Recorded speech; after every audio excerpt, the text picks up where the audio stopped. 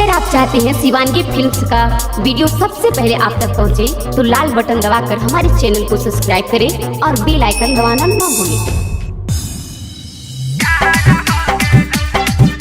आप सुन रहे हैं युवा स्टार अखिलेश लाल यादव को।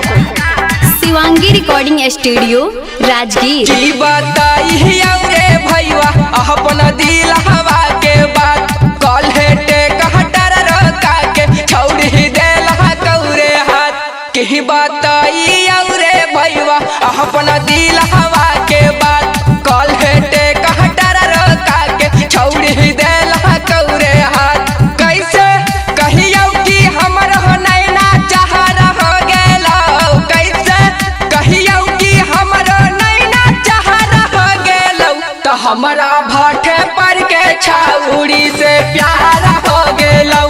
हेरे भाटे पर के छौड़ी से प्यार हो गेलौ रे भैया।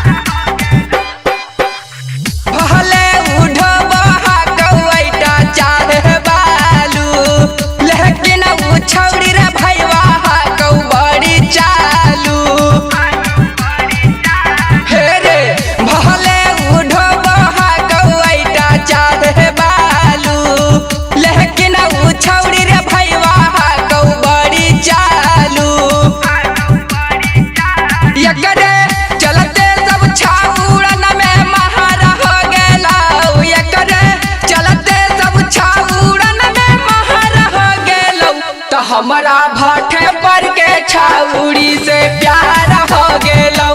हेरे भाटे पर के छौड़ी से प्यार हो गेलौ रे भैया।